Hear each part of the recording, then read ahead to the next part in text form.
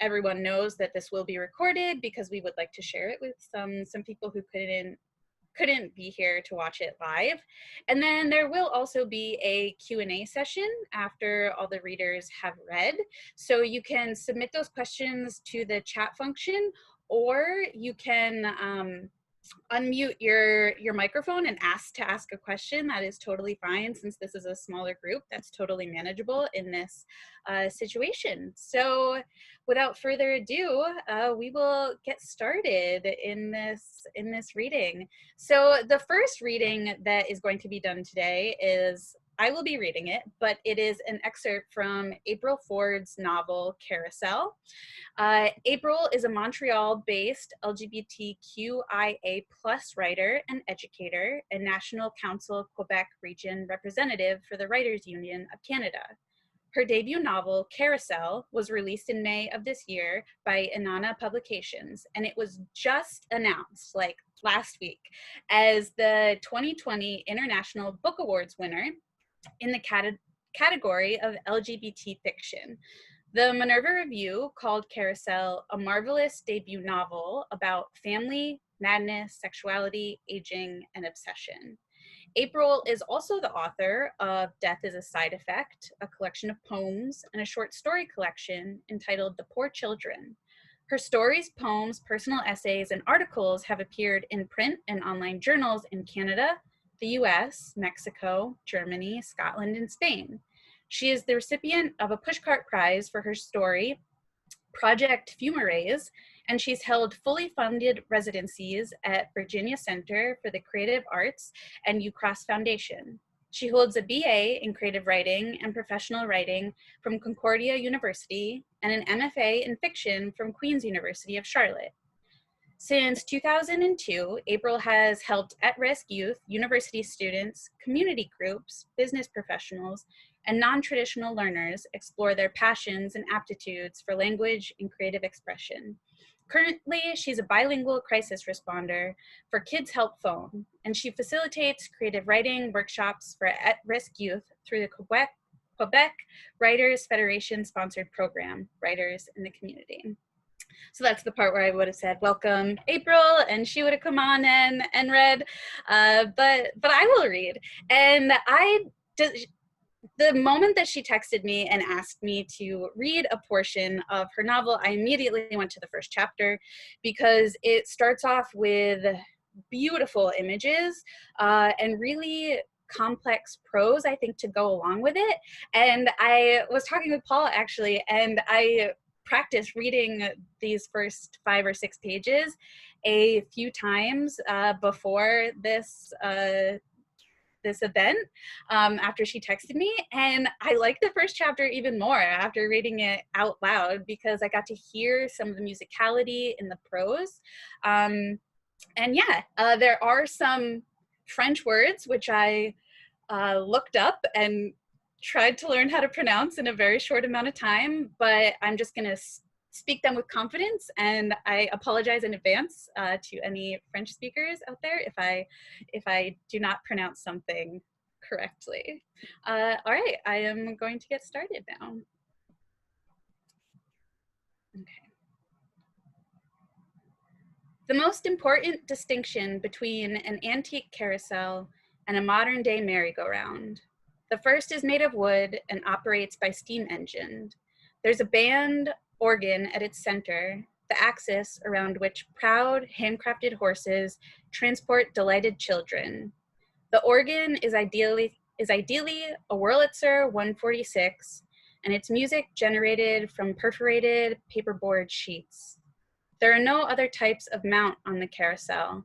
No howling pigs, braying frogs, or similarly grotesque intruders. And colors other than white, black, brown, and gray mark saddles, bridles, and chariots, not horses.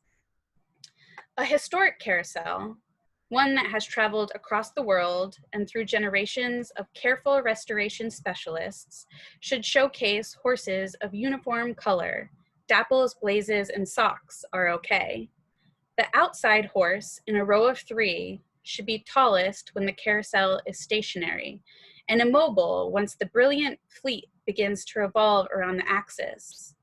The outside horse briefly loses his majesty, flanked by the two who rise up and down, forward and backward, threatening to leave him behind, yet always resuming their slightly lower status when the organ's last flue pipe whistles. This unsolicited information, which seemed a little invented or modified, came to me one late July evening in Montreal as I walked alongside the metal railing separating Les Galopins from the unsightly amusement park public and attempted to photograph the ride for my wife. It was my second try. The first, I had strained over the railing as though reaching for something forbidden, and this had incited a queue of testy, sunburnt families to form behind me. The ticket boy, no older than 16 and no doubt utterly bored with his job, barked at me to either step forward or find some other occupation. And so I stepped forward and paid $2 to ride the world's oldest galloping carousel, which I referred to as a merry-go-round until later corrected. Even though I was the first person inside the gazebo, a trapping of industrial columns and shingles insulting to Les Galopins' splendor, I was the last to select a horse. I had never considered carousels in any serious way before Estelle, my wife, became enthralled with them after watching a documentary about their restoration. For weeks after, she spoke of nothing but these alleged magnificent creatures who had survived decades, centuries in some cases, of rough handling and mistreatment from processions of sticky-fingered, screaming children who thought of them as nothing more than temporary toys. Perhaps some of the children also thought of the carousel horses as actual horses, like those in their dreams. But inevitably, the loyal steeds were subject to tiny shoes kicking their sides, tiny hands yanking the leather safety straps cleverly fashioned into reins, tiny wobbly bodies bouncing up and down on their smooth backs as they revolved indefinitely around and around. Estelle loved beautiful things. Despite the setback of being born to parents who, year after year, narrowly made ends meet, she had been gifted with a privileged childhood and treated as the finest specimen of the 5 Cote girls. She was the middle child.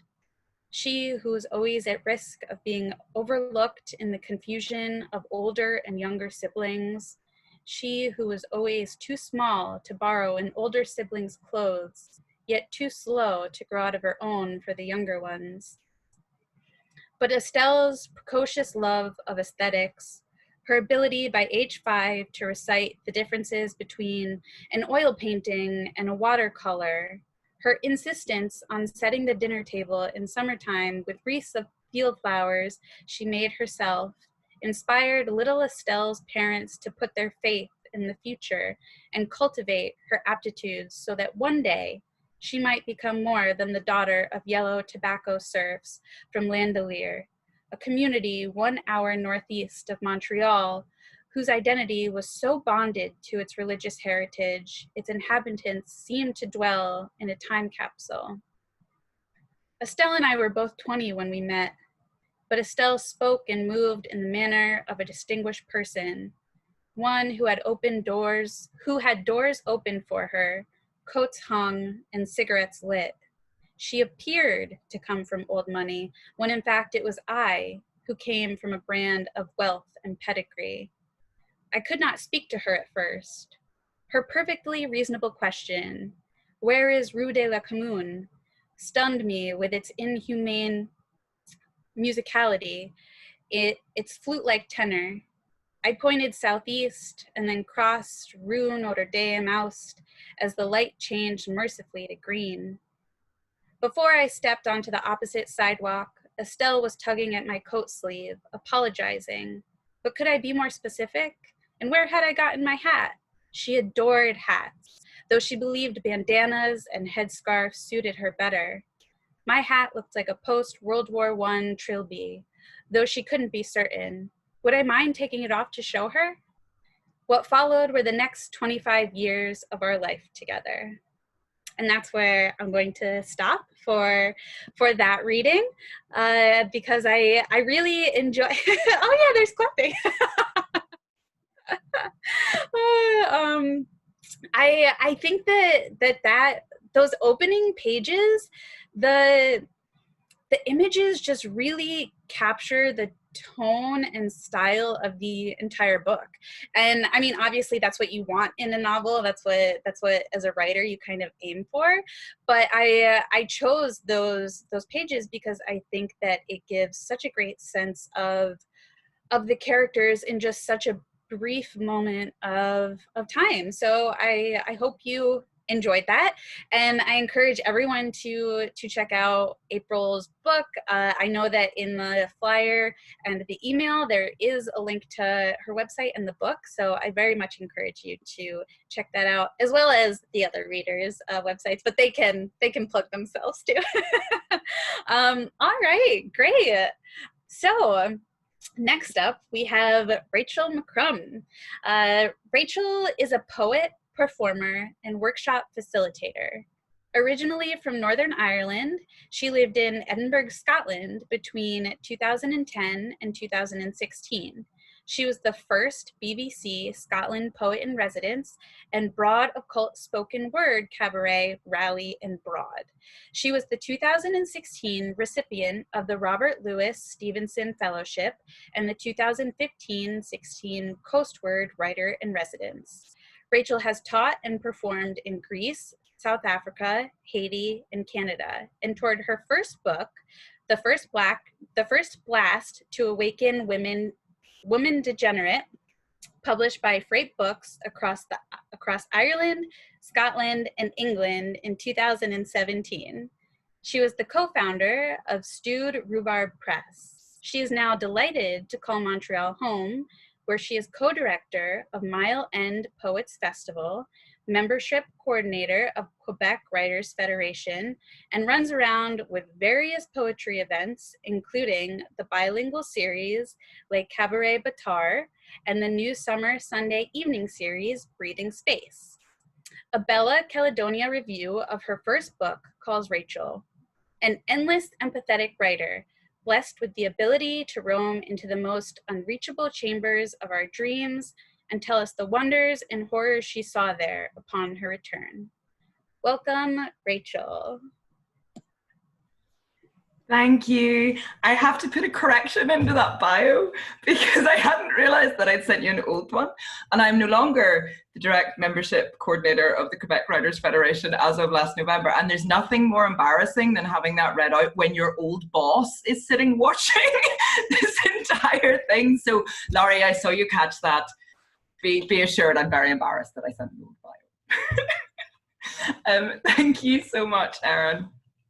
For that. It's a pleasure to be here. And Paul, it's been a pleasure to work with you putting this reading together, and to see the different faces. And it's also a strange one for me because I've been hosting a few of these events and kind of participating in conferences, but this is the first time I've actually read my own work to any extensive degree.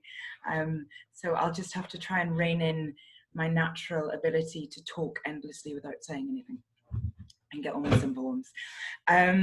I'm going to start, this beautiful thing recently arrived in the post for me. I don't know if you can see it or if it's reversed, but it's the Fiddlehead, which is Atlantic Canada's international literary journal. And it's their 75th anniversary issue. And I'm absolutely delighted to have a poem in it, which is also my first published poem in a journal in Canada. So I came over here in 2017. But I feel like I've arrived now that I've got a poem published over here. So I'm going to start off with that. It's a poem that touches on themes that recur in what I'm interested in exploring.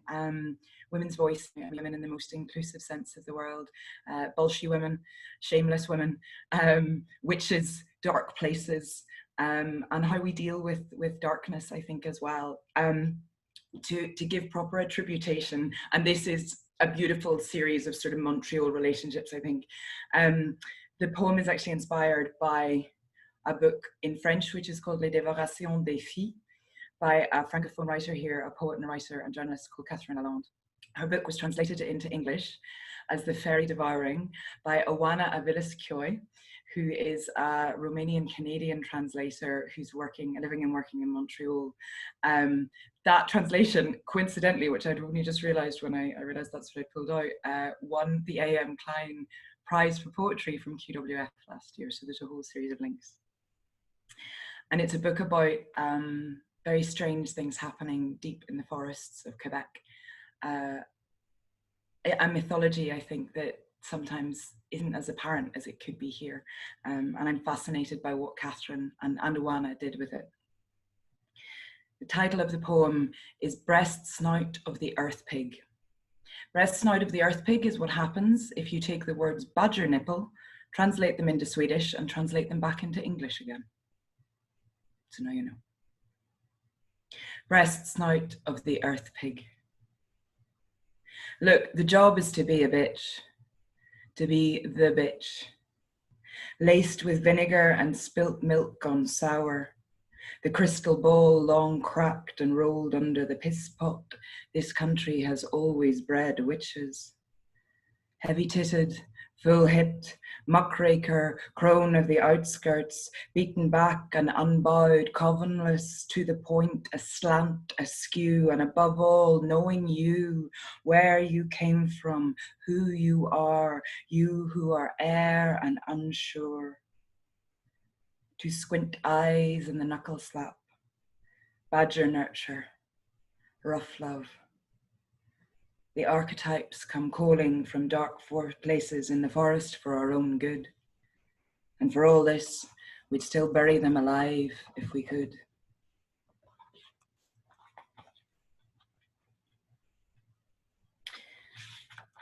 Jumping way back in time. As Erin said, I'm originally from Northern Ireland. This is a poem. This is one of the first poems I ever wrote and performed. It's called Broad. In a Belfast sweatbox, slurred and steaming, a country voice dove into my ear. Jesus, you're a hefty one. I believe it was a compliment. He thought, he paid. These shoulders are broad. My mother was a farmer's daughter with a voice that stretched across 3 fields. From her I gained blue eyes, childbearing hips, and feet-planted family tree trunk to the ground.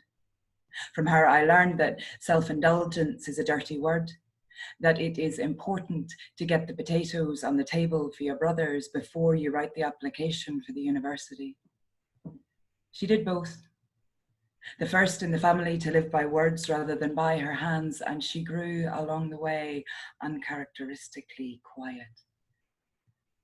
It can be hard to explain the weight of paper.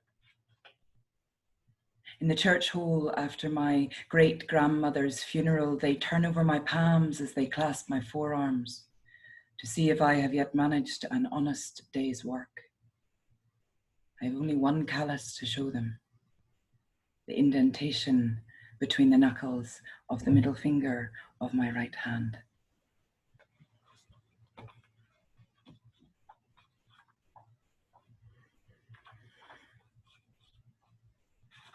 So this is the book this is coming from, which is The First Blast to Awaken Women Degenerate, and I'll explain that very long title in a while. This is a ham. I love the ham on this book. It's also explained. There's a poem about pigs and bacon in the book, and this book is actually about to come out in its 3rd edition because not due to this book coming out, but the publisher went bust just before it was published. So that was a shame. So I had about 200 copies of them shipped out to me. And then it got published again in Scotland. And actually it's coming out in a bilingual version in French and English in Montreal in September, which is really exciting. I'll tell you a wee bit about that later. But the books, it's a slightly weird mix. It's a really first book in that way, I think, in that it's a collection of poems that were written over a series of about 4 years when I was kind of trying to find my themes. And there were 2 things running hand in hand. One was the idea of of voices and women's voices and how we take up space with our voices, I think. And the other was very much to do with ideas of displacement and migration. The book, particularly a lot of the poems are written around 2015, 2016. And if you were in Europe at that time, as we were at that time, then there was a lot of crossing of the Mediterranean from the refugees, particularly from Syria. I'm from Ireland. It's a place of emigration, privileged emigration, shall we say, rather than displacement. But the book tries to play a lot with those themes and those ideas of displacement and what they are. So I'll read 2 short poems from that, about that. Do not alight here again. The best time, those 10 minutes before the wheels unlock, the view from the air giving the lie to the land. Hold grit, hot eyes wide for the curve of hills. Drink the ragged shrug of wavelets racing from the shore. Drag foam lines over uneasy glassine water with a fingernail, then dig deep to the palm, and yet, craving the illicit place still. From our childhood windows, on clear days, we could see the mainland where we were always supposed to end up. A boot to the backside when we came of age. Get out. Leave while you can. Exile yourselves. Make your accent vagrant. Untether your compass. Entertain Portuguese notions. Wander far. Be better than us. Do not alight here again.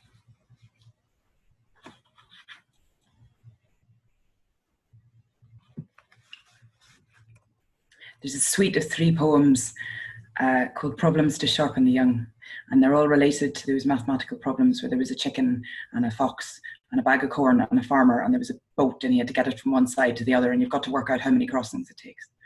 And there's a couple of poems in the book that deal specifically with that problem. And I just thought it would be interesting to take the physics framing of it and try and put some political or ethical frameworks around it a wee bit more. Problems to sharpen the young. 1. Wife says to husband, we must cross this water. Husband says to wife, we cannot afford a bigger boat. Daughter says to mother, we are strong enough. Brother says to sister, we must stay together. Sister says to father, the boat is big enough for 2 little ones. Mother says to son, zip up your pullover tightly. Brother says to sister, it's a long way to row. Father says to daughter, remember what I taught you. Mother says to daughter, keep the 2nd star on your right. Daughter says to mother, I will come back for you. Father says to son, you will have to stay alone. Son says to father, who will look after me? Sister and brother make the first crossing.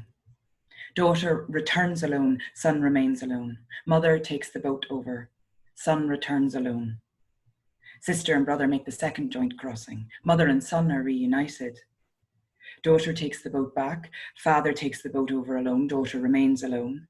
Son makes the final solo crossing. For the 9th and final time, sister and brother make the crossing together. Family is reunited, exhausted, muscles straining stronger. None of them have papers. The context is irrelevant.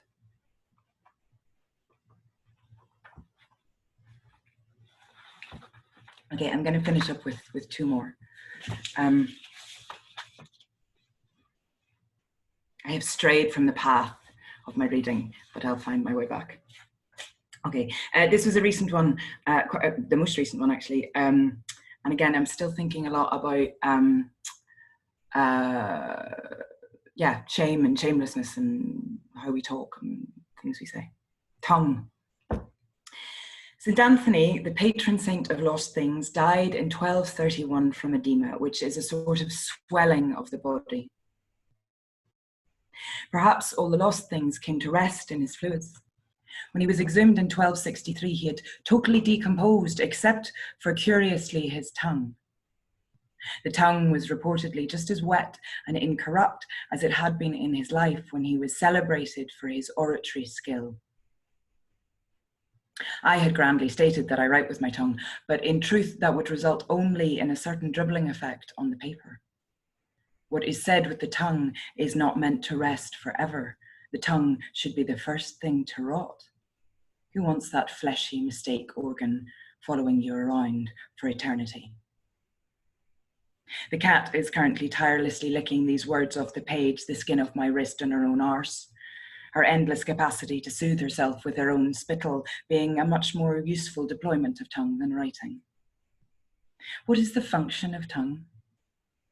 The crossing guard, the police state, the probing detective, the shoddy detection, the striated sadist in the mouth, the control wedge. An incorrupt tongue might know when to stop or not to stop. The gustatory thing. My tongue is ready to lick this country, taste it up, down, and sideways. This Epicurean is here for all your bile and spit, your bodily fluids, your secretions. Meet me at the tip of the tongue. My favorites are sour and salty, deliciously unisex. One tongue may lick as well as another. Have you ever seen the suggestiveness of a giraffe's blue tongue up close? One may survive without a tongue, without taste or control. The cutting out of the tongue was a popular passing footnote in the torture of Catholic martyrs of either sex. Brined, poached, skinned, and peeled, a tongue will keep in its own juices for up to 4 days in the fridge. Should you ever wish to disappear your own, slice and serve with a green sauce to brighten what is, it must be admitted, a dull-coloured meat. The unfortunate waggle. A stunted, straining chicken rooted always to the nest. Jealous sister of the breath. When I die, let it be on the tongue of a blue whale. Come to rest, feather light on the elephant tonnage of it.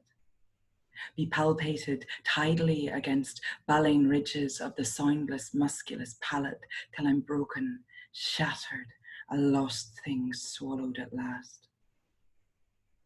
I'll bring it to an end there. Thank you very much.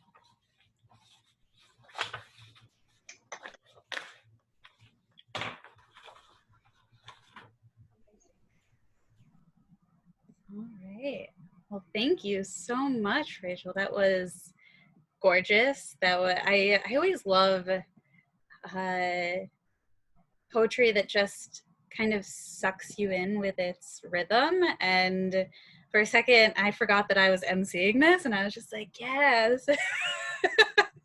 This is great. So thank you so much. Rachel's website information is all in the invite, so I very much encourage everyone to go check that out. And congratulations about the third printing of your book. So that's great. All right, wonderful. So we are on to the last reader for today. So the last reader is Paul Rabinowitz. Paul is an author, photographer, and founder of Arts by the People, a nonprofit arts organization based in New Jersey. Through all mediums of art, Paul aims to capture real people, flaws and all.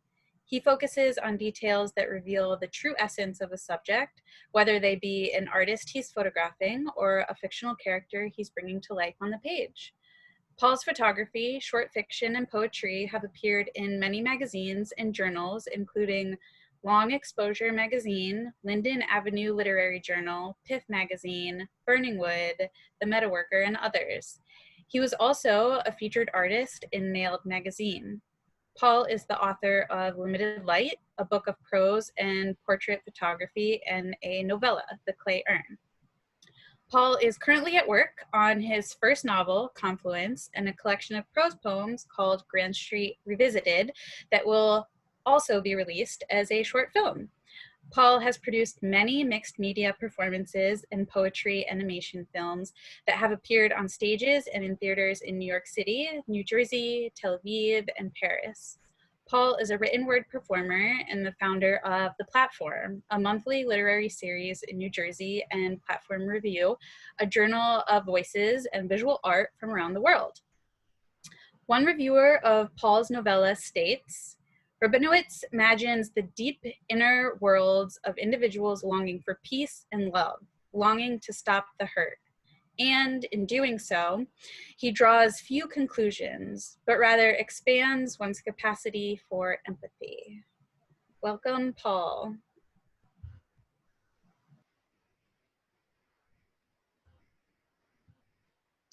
So thank you, Erin, so much for everything. And Rachel, wow, that was so amazing. And I agree with everything Erin said. I can probably spend the next hour talking about how incredible your poetry is. I've never really heard you read in that way before. I've heard you read once before, but your poetry is powerful and visceral and beautiful. So I'm honored to be here with Rachel, and would have been honored to be here with Rachel, and would have been honored to be here with April as well. But Erin, you did a great job. And I didn't know that you mispronounced any French words because I can't speak French. So The Clay Urn is published by Main Street Press in North Carolina. It is a novella. Erin was instrumental in encouraging me to take this short story called The Clay Urn, which was published in 2017, to take it to a novella. We were debating whether a novel or a novella, but this is a story of two young people in Israel, 22 years old, and as we all know, life goes pretty quick up to 22, so I thought a novella would be a better pace, a quicker pace.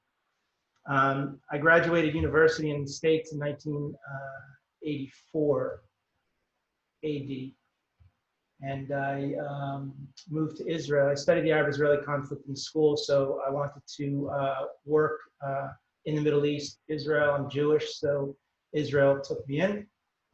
And I became a citizen, and a year later, as all Israelis are, drafted into the military. So I went from sort of comfortable suburban existence here in the United States in Livingston to Tulane University doing my undergraduate degree. And then 2 years later, I volunteered for an infantry unit in Israel. And then the next 8 years I spent in reserves in a reconnaissance unit, in an elite reconnaissance unit as well. During that time, in 1989, there was the first suicide act. There have been many terrorist acts in Israel before, and the conflict really has never settled down, especially in the 1980s when we were grappling with the terrible war in Lebanon, and meaningless war really in Lebanon. So many, my comrades, so many people died on both sides of the conflict, and it was really just a terrible conflict. But in 1989 was the first suicide act where a young Palestinian was supposed to take, did take a bus off the cliff by wrestling it away from the driver, and he was supposed to die in the act. So I was at that time guiding groups. I did my postgraduate work with the Ministry of Tourism, and then I became a certified tour guide in Israel. And my bus was going to the direction of Tel Aviv, and this bus 405, was coming east to Jerusalem, and we saw it go off the cliff, and we just thought the driver fell asleep. It was a bus accident.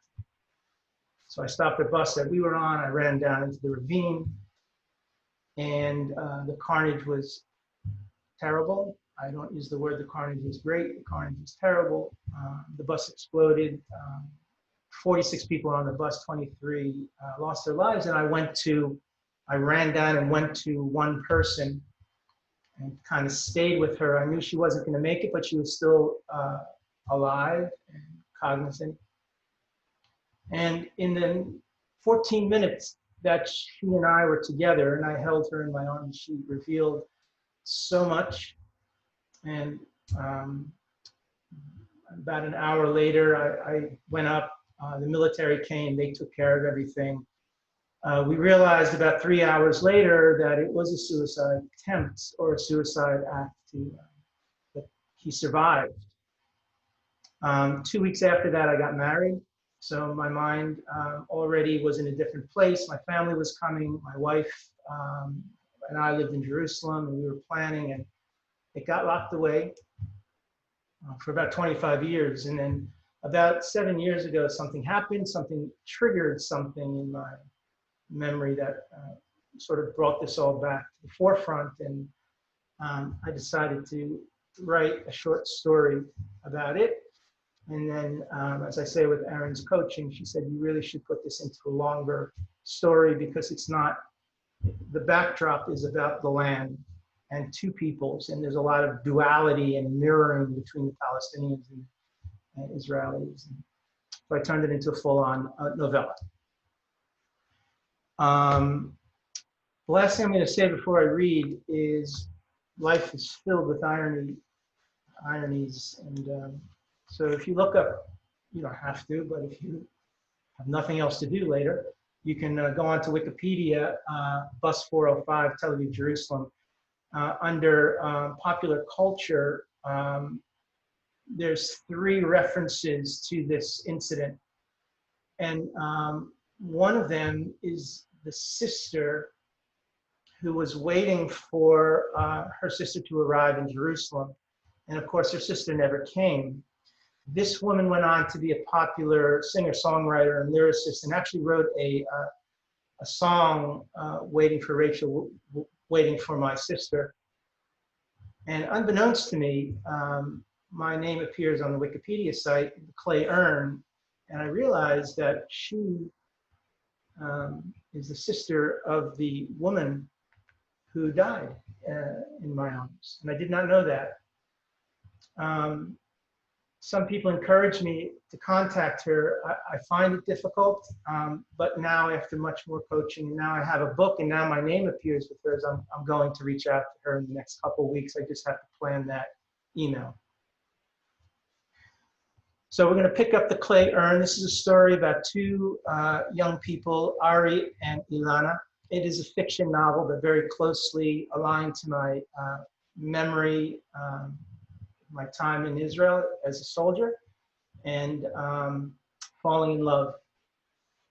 So I'm going to open up early on in the novel, in the novella, where Ilana, who is just out of the military, all male and female in Israel go into the army at 18. Men serve 3 years, women serve 2. And then men will do reserves until they're 45 years old. Women will do reserves if they would like, that's voluntary. So Ilana is a social worker, was a social worker in the military. Ilana is also an artist. And this is the first meeting between her and Ari. And the last thing I want to say about this, just to bring context to the story, this piece, there's one mention of this young soldier named Yossi. Yossi was Ilana's first boyfriend who was killed in Lebanon. So I just wanted to bring that to context.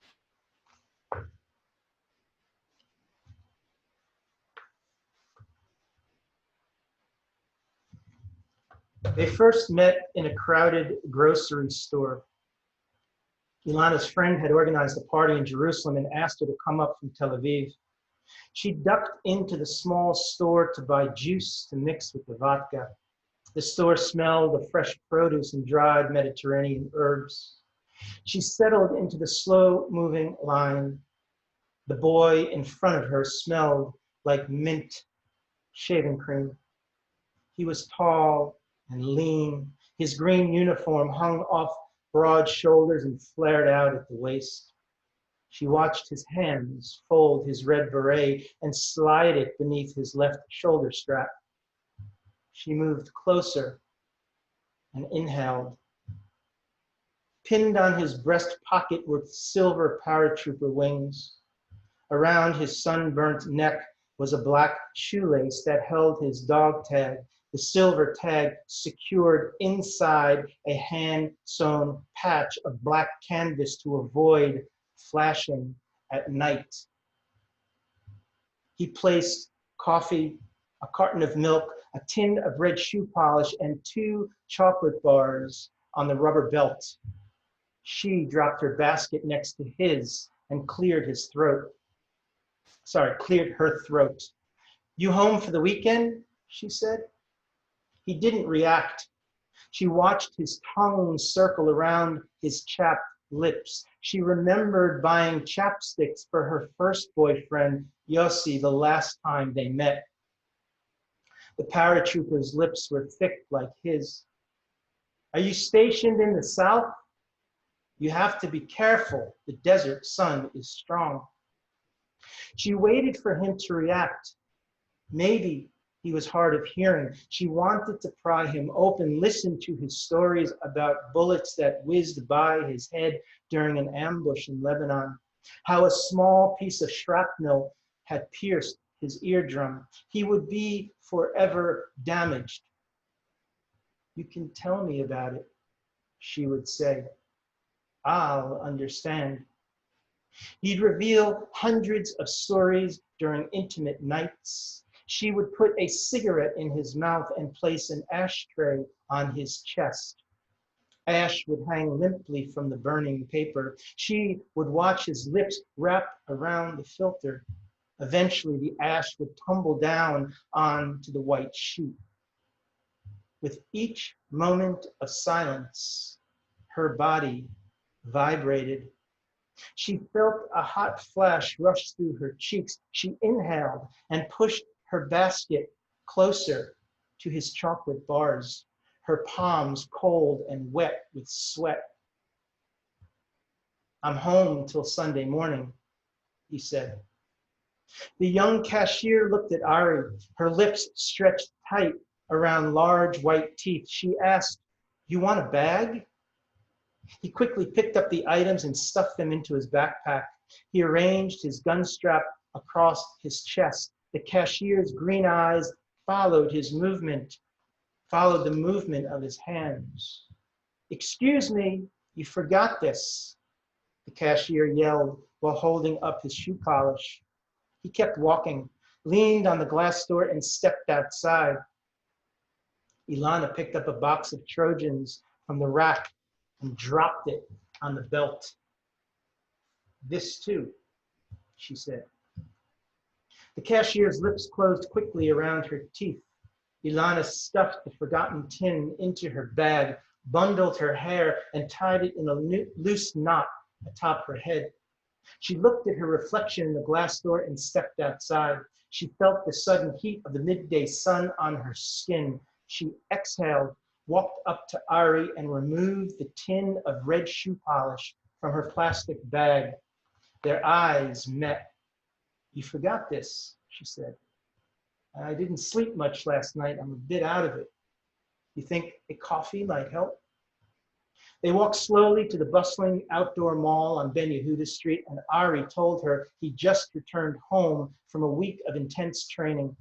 She was aware of the gliding rhythm of his body, the gentle tapping of his boots on the ancient sidewalks. They found a table at a cafe. She took out a cigarette. He struck the sandpaper strip. She inhaled. 2 female soldiers sipped cappuccinos at the table next to them. Compact machine guns rested on their laps. The one with dark eyebrows and light blue eyes wiped a layer of foam from her upper lip. Her friend laughed. A tank commander at the table next to them rose from his seat and hugged another soldier. He laughed and slapped his back. They called each other brother and hugged again. I'm going to look at the pastries, Ari said. Can I get you something? I'm good, Ilana said. He adjusted his gun strap and faded into the darkness of the cafe. The female soldier with the dark eyebrows got up from their table and followed Ari. Her friend chuckled. Ilana opened her sketchbook and moved her pencil in quick gestures over the page to capture the frenetic pace of the street scene. A young mother pushed the baby stroller towards a group of people sitting at the table across from Ilana. The mother's eyes locked in on a slender woman with green eyes and long, dark, curly hair. If you want my husband, you take this as well, she yelled, and jerked the handle of the stroller towards her. The wheels twisted in all directions. Ilana turned the page and sketched the woman with green eyes sprawled across a bed, her hair tangled around a pillow, her smooth flesh illuminated by the light of the rising sun. She looked up and saw Ari holding 2 plates and speaking with the female soldier. Ilana closed her sketchbook and dragged on her cigarette. I brought you a croissant, he said after he came back to the table. Thanks, but I'm not hungry. You eat it. The pastry looked small in his hand and he devoured it quickly. Where are you stationed? Ilana asked. Gaza. So far, so good? No, it was a bad week. She studied the lines on his forehead. I was also in Gaza for a month before being transferred, Ilana said, near Khan Yunis. What did you do? I'm a social worker. My first assignment was with the Golani Infantry Company. It was tough for me. I didn't really understand much. They took advantage. They were good soldiers, but tough. Tougher than me. Ari grinned. You said you had a bad week. I'm a good person to talk to. His grin faded as he lowered his gaze and stared at her pack of cigarettes. She looked at his dark eyes and remembered Yossi and her last conversation with him a year ago. He had only 8 weeks left to serve. They were planning a weekend away in the Galilee so he could unwind. They had a small inn picked out near Tzfat. They would hike in the morning, visit the artist's colony in the afternoon, and watch the sunset over Mount Meron. She felt the pain in her throat and recalled the conversation at his funeral with Amos, the company commander. The weather was real bad, Amos explained. The driver couldn't see a thing. Ilana understood that the mission they were undertaking deep into Lebanon near the Litani River was dangerous. Traversing mountainous terrain in the middle of winter with flash flooding brought additional challenges for the reconnaissance soldiers and their jeeps.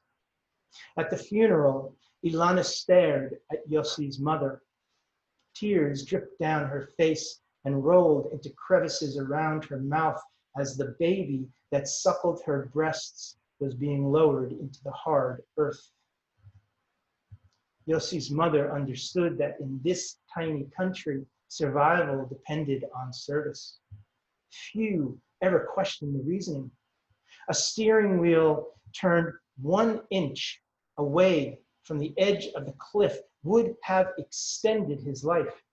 The jeep would have continued on solid ground. The reconnaissance unit would have returned to their base. Yossi would have come home at the end of the month. They would have met up with their friends and had coffee at their favorite cafe. They'd laugh and drink late into the night. The girls would talk about their bases, their commanders, their crushes and loves. They would have discussed traveling to countries with exotic foods and endless beaches. A chance to breathe. But the driver had turned the wheel 1 inch in the wrong direction. The soldiers in the other jeeps had watched in shock, listening to the chorus of clanging metal, the last sound Yossi would ever hear. They shoveled loose dirt onto the lid of the simple pine box. His mother inhaled tiny breaths.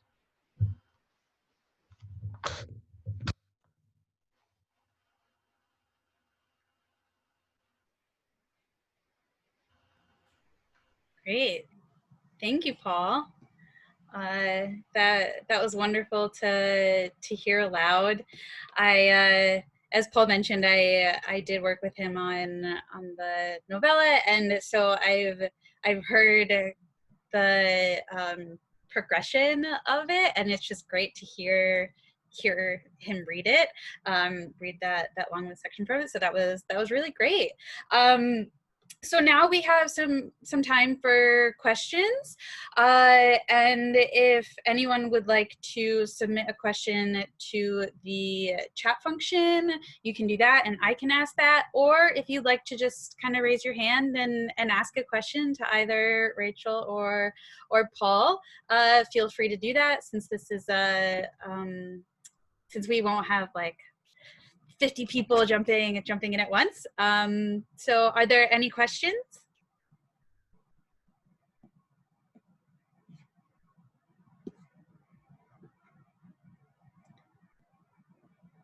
No.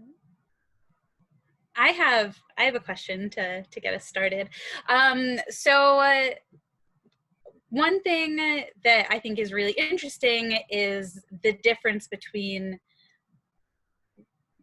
reading a book kind of to yourself or performing. And I know that both of you have experience in performing your work. And I just am wondering, as someone who I don't like performing, and I don't feel very comfortable, what do you think it adds to the work, and how do you think one aspect of the work feeds into the other? How does the performing feed into the writing feed into the performing? I would love to kind of hear your thoughts on that. Am I going first, Paul, or are you going first? I went and unmuted myself prematurely, so I think that's a brilliant question. I mean, I personally, I used to be really shy, actually. It's something which anyone who meets me now is like, no. But I'm a really bad blusher. And when I was younger, and particularly in my teenage years, it really crippled me from actually speaking in public because I would get so embarrassed. And my voice used to disappear, like at all the nerves and the stage fright. And I do workshops now with kids, and we talk about stage fright, and I'm the first one to go, okay, who goes red, hand up, who starts shaking, hand up, because it really was something I didn't do for years until, and I'd always written. Actually, I wrote until I was about 18, and then I went to university and did English Lit, and I didn't write again for about 8 years. And what happened was I ended up in Scotland, in Edinburgh, and they have this great tradition of, I mean, we sort of lazily say it's the oral tradition there, but it's kind of true, where they'll sit up and they'll have sessions in the pub, and there's storytellers, and, all these open mics and exciting things that were going on. And I'd never heard the like, and I got very excited. And I was like, oh, well, maybe I can do that. I can't remember why I thought I can do that. Oh no, I did. I took a writing course, and then they were like, we're going to do a reading at the end. And I was so vocally against it. I was so like, this is the worst idea ever. I don't want to do this. Who's going to want to read this? Blah, blah, blah. And then actually the way it happened, it was this crazy snowy night in Edinburgh, which doesn't happen that often. And it was this beautiful venue, this old crazy or hippie arts venue. And I'm not going to lie, I drank half a bottle of red wine. And then got up on stage and read it. I was like, oh, I love this. So then I got involved in actually like developing open mics and building the spoken word community. And my writing advanced at the same time as my kind of getting up in stages and really learning how to do it, because nobody teaches you how to do it. There's not necessarily, a conservatoire to go and learn to read poetry out loud. So a lot of it was really us all hanging out in pubs together and learning from each other, and slams and things like that. So what I did know is that because I was writing as this was going along, a lot of the things that I write, and in the tongue poem, I kind of undercut that a bit because I'm not questioning that, but it was that idea that you write with your tongue, and you lead with your ear. So for me, there was a real joy in finding a form that let me organize my thoughts, that let me find clarity in what I was trying to express to the world, because I do waffle a lot, but also to present that in a way that felt like it was a communication with an audience, and a way to bring them in. And I do believe it's a communication. I think if anybody goes in with the mindset that it's unidirectional and you're throwing stuff out to people, I think there's something really strange and slightly not dictatorial, I'll find the word. And it's funny actually, because I've been questioning that quite a lot with the Zoom readings at the minute, because I find it more difficult to get that feedback going. and that loop. So personally, yeah, it was something that went hand in hand. What's also been strange is since moving to Canada, I've really struggled with that because the English that is spoken over here is not an English that I'm used to. It doesn't have the Scottish Irish cadences. It doesn't have our extraordinary blether. But there's a joy, like there's a self-conscious joy in that language. I think I thought it was a cliche, and I've realized it's true, and I'm really proud of that we go for that musicality. And I'm not gonna lie, it's a different use of English over here, and I've wondered. I'm not hearing my own rhythms as much anymore, so I'm wondering where that's going to go. And also, I'm living half my life in French at the minute because my partner's francophone. So talk about cutting out your own tongue. It's and what's I think it's only now, in all honesty, I think there's sort of 3 years down the line where, I mean, one of the reasons I moved over was because I'd seen Jonathan perform and a group of other, actually Indigenous performers in Haiti. That's another story. And I was totally enchanted with the performance and with the rhythms. And I was like, oh, I want to go and explore this. I want to go and see what this is and this different mode of performing and this different way of presenting text. Arrived over, couldn't speak the language, never mind understand it. So sort of I've had to spend 2 years actually working out what's being said.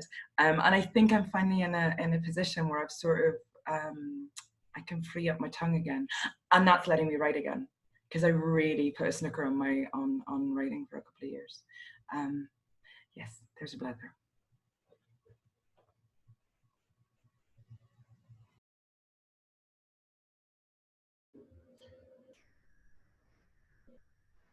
So I also am, I think I do, well, I do a lot of spoken word. I actually call it written word because I can't memorize anything. So I just have my books and but I performed with my writing, with my inability to memorize my work. And then all my performances are based around this writer who's reading his work while either a dance company performs. I'm currently working, I have 2 films on a piece that I just wrote called Villa de Mysteri, and it's all spoken word. One is a collaboration in South Africa, and another is with a Brooklyn-based film company. And I picked up the work, loved the work, and they said, okay. But to answer the question, I don't consider myself, okay, so now I'm an author, right? I have a book, right? And I have a lot of published work out there, but I never really considered myself so much of a writer in the literary vein as much as I do a storyteller. So from the time I was probably 4 years old, I was telling my sister's stories, sometimes true, sometimes, but I loved the art of storytelling. So as I got older, now I'm talking about in my 40s, something happened. There was a switch, which actually will be dissected in my next book called Grand Street Revisited, which is, you know, this 50-year-old guy who suddenly is struck by something, a muse, and just changes his whole life around and gets into writing and performance and stuff like that. So to answer the question, Erin, absolutely, the spoken word influences my writing. I write constantly with the idea of speaking it. And I don't think I'll ever change that because I am, you know, I'm so much a part of the spoken word community that I don't even read that often. Like I could sit and listen to Rachel McCrum poetry with headphones for 25 hours straight, but I probably can't read 2 paragraphs of her work because her voice is her work. And it's so hard to separate that out. Yet, like Rachel said, as writers, we have to, because it has to be universally understood to everybody. But I think I can speak for myself, but I think that probably Rachel and I both love the spoken word and love hearing the rhythms of voice as we read.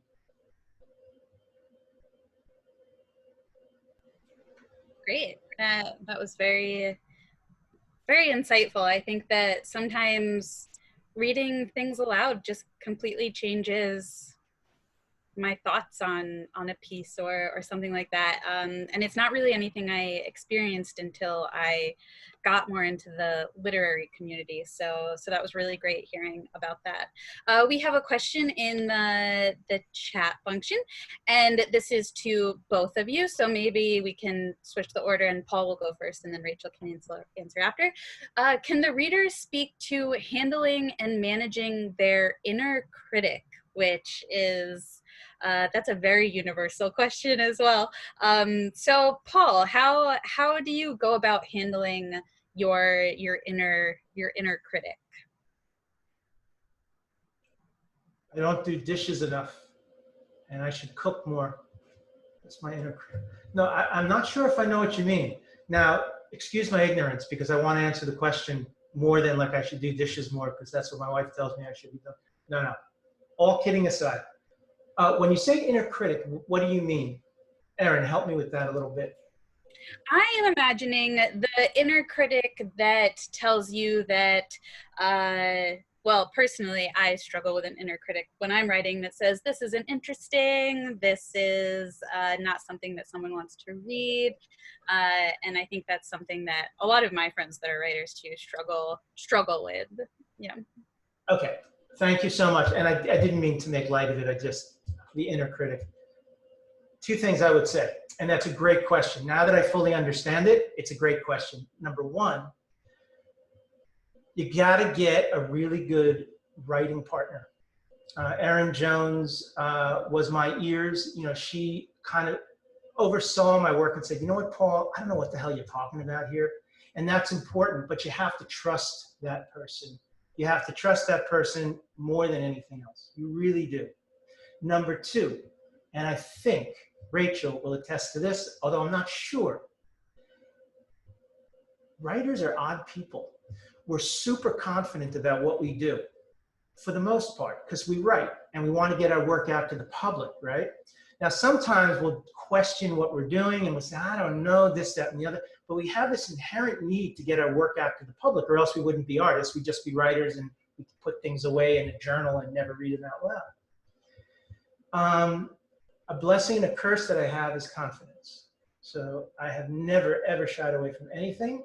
It's a curse, but it's also a blessing. So I write without I just write like a bull. You know, I just move forward. I keep going.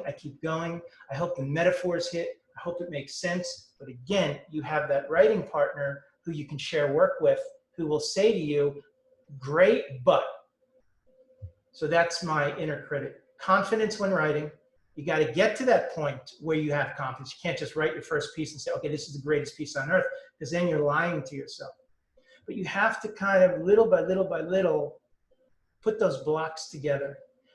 It really helps to get published, even if it's in a small literary press. It just builds your confidence, and you have to keep building it and building it and building it until somebody says to you, your writing is great, do something more with it.